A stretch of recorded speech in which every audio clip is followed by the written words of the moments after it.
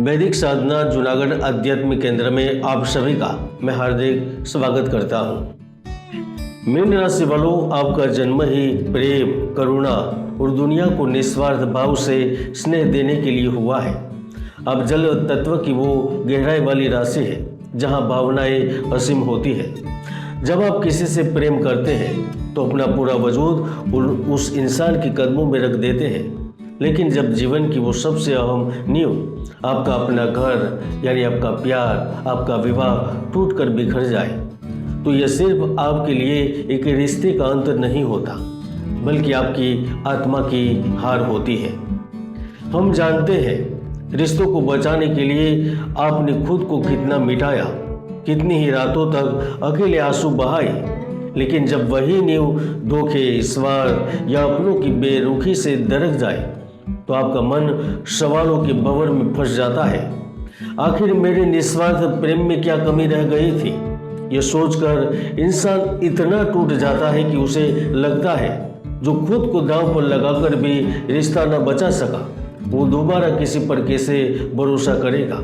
लेकिन मीन राशि वालों, जीवन का सबसे बड़ा चमत्कार तब होता है जब आप पूरी तरह नाउम्मीद होकर हार मान लें और अचानक किस्मत का कोई ऐसा ईश्वरीय गणित फिट हो जाए जो आपको उस अकेलेपन से निकालकर एक ऐसे खुशनुमा मोड़ पर ले जाकर खड़ा कर दे जहां कोई आपकी बिखरी हुई जिंदगी को बिना सवाल किए समेटने के लिए बाहें फैलाए खड़ा हो।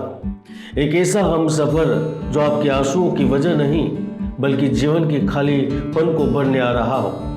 याद रखिए, जिस इमारत की नींव में दीमक लग चुकी हो उसका ढह जाना ही बेहतर है, ताकि एक नई और सुरक्षित इमारत खड़ी की जा सके। और 2026 का वर्ष आपके प्रेम और वैवाहिक जीवन की उसी नई इमारत का शिलान्यास है। धोखे के बाद प्यार और तलाक के बाद दूसरी शादी, सच्चा प्यार पाना यह अब कोई सपना नहीं, ये तय हो चुका राजयोग है। इसलिए इस वीडियो आपकी उज्जवल आशियाने को फिर से स्वर्ग बनाने वाला है। बेहद ध्यान से सुनिएगा।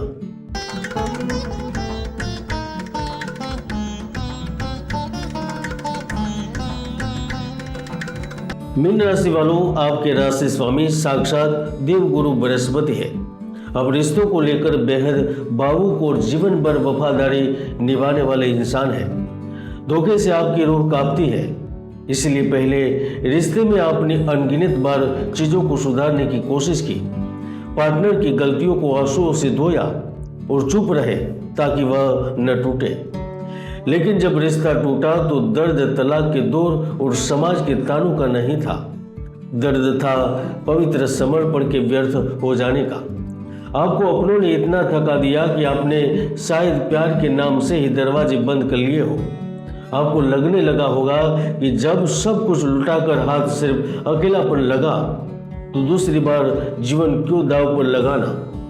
लेकिन वैदिक ज्योतिष कहता है कि कभी कभी पहला रिश्ता मंजिल नहीं बल्कि एक ऐसा कड़वा सबक होता है जो सिखाता है कि हमारी अपनी कदर क्या है।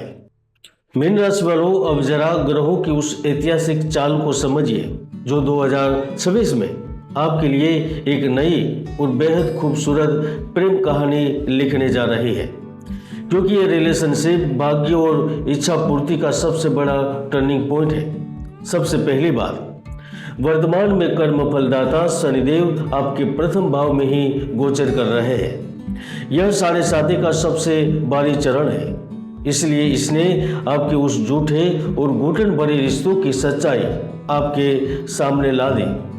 शनि ने आपको लोगों के असली चेहरे दिखाए मित्रों, लेकिन ज्योतिष का अटल सत्य है कि शनि जब कचरा साफ करता है तो उसके बाद जीवन में बेहद स्थिर दौर शुरू होता है।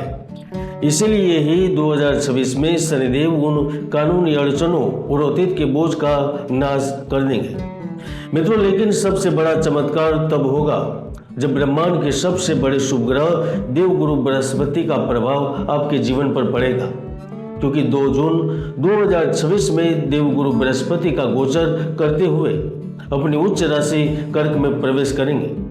और कर्क आपकी कुंडली का पंचम भाव यानी साक्षात प्रेम, रोमांस और पूर्व पुण्य का भाव है। यानी कि यही से वह पंचम भाव में बैठकर उसके गुरु अपनी पूर्ण अमृतमयी दृष्टि से सीधे आपके भाग्य भाव, लाभ भाव और आपके लग्न को देखेंगे, तो यह स्थिति असंभव को भी संभव बनाती है। मित्रों, ज्योतिष की दुनिया में गुरु की इस अमृत दृष्टि को प्यार, दूसरी शादी और नया घर बसाने की राह देख रहे मीन राशि वालों के लिए साक्षात ईश्वरीय महावरदान माना जाता है। जो लोग अकेलेपन की आग में जल रहे हैं, उनके जीवन में अचानक किसी ऐसे व्यक्ति की एंट्री होगी जो गहरा आध्यात्मिक और मानसिक सुकून देने वाला होगा। यह नया प्यार कोई दिखावा नहीं होगा, बल्कि इसमें एक प्रेम की गहराई, बिना शर्त वाला प्रेम, वो सुरक्षा होगी जिसके आप जन्म जन्म के प्यासे हैं। उसका गुरु आपको एक ऐसा जीवन साथी देगा जो शायद उम्र या तजुर्बे में बहुत समझदार होगा, जो आपकी भावुकता को समझेगा, छोटी बड़ी चिंताओं को शांत करेगा और वह कभी भी पुराने गांवों को कुरेद कर नीचा नहीं दिखाएगा। वह सिर्फ आपको सम्मान देगा, बिखरे सपनों को जोड़ेगा और विश्वास दिलाएगा कि आपके नसीब में खुशियां ही खुशियां लिखी है।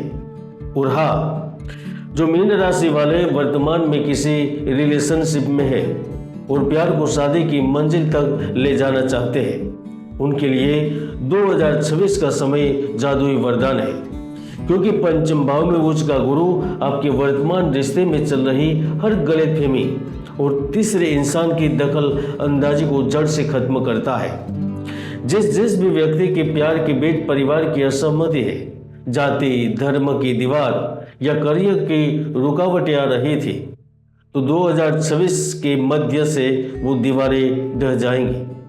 आपका प्रेम अधिक गहरा और पारदर्शी हो जाएगा और जो कमिटमेंट का इंतजार आप कर रहे थे, उन्हें भी पार्टनर की तरफ से विवाह का प्रस्ताव, पक्का प्रस्ताव प्राप्त होगा और यह रिश्ता दो आत्माओं का ऐसा पवित्र बंधन बनेगा जिसे हर किसी का आशीर्वाद मिलेगा। लेकिन इसके साथ साथ मीन राशि वालों, यहाँ आपको अपना नजरिया बदलना होगा। जरूरत से ज्यादा भावुक होना और खुद को पीड़ित मानना बंद करना होगा। पुरानी कड़वाहट और अतीत के चश्मे से अपने नए या वर्तमान रिश्ते को देखना बंद करना होगा। बीते कल के कड़वे अनुभवों को आज की खुशियों पर हावी होने नहीं देना है। अगर कोई आपको सच्चा प्यार दे रहा है तो बेवजह शक मत कीजिए। मित्रों, इंसान गलतियों का पुतला है, इसलिए पार्टनर में भगवान मत ढूंढिए, बल्कि उसकी सच्ची नीयत को देखिए। इस बार फैसला अपनी आत्मा की आवाज सुनकर लेना है। मीन राशि वालों, जीवन आपको दूसरा और सबसे खूबसूरत मौका दे रहा है, तो खुशियों के इस अमृत कलश को स्वीकार करने से घबराइए मत। इस नए वैवाहिक सुख को बिना विघ्न, नए प्यार को बिना विघ्न पाने और पुराने मानसिक संतापों को मिटाने के लिए वैदिक साधना के रूप में भगवान श्री हरि विष्णु और माता लक्ष्मी की संयुक्त आराधना करें। हर गुरुवार के दिन पानी में थोड़ी सी हल्दी डालकर स्नान करें और भगवान विष्णु को पीले फूल व चने की दाल गुड़ का भोग लगाएं। यह वैदिक उपाय रास्ते की हर नकारात्मक ऊर्जा को जलाकर भस्म कर देता है। और वैसे भी ज्योतिष में कुंडली में कई राजयोग है जो व्यक्तियों को सफलता के शिखर तक पहुंचा देते हैं, तो कई दुर्योग भी है जो सफल नहीं होने देते। इसलिए विवाह से पूर्व कुंडली विश्लेषण जरूर करें। यकीन मानिए 2026 में आपके सोने जीवन में फिर से खुशियों की सहनाई गूंजने वाली है। जय गुरुदत्त, जय गिरनारी।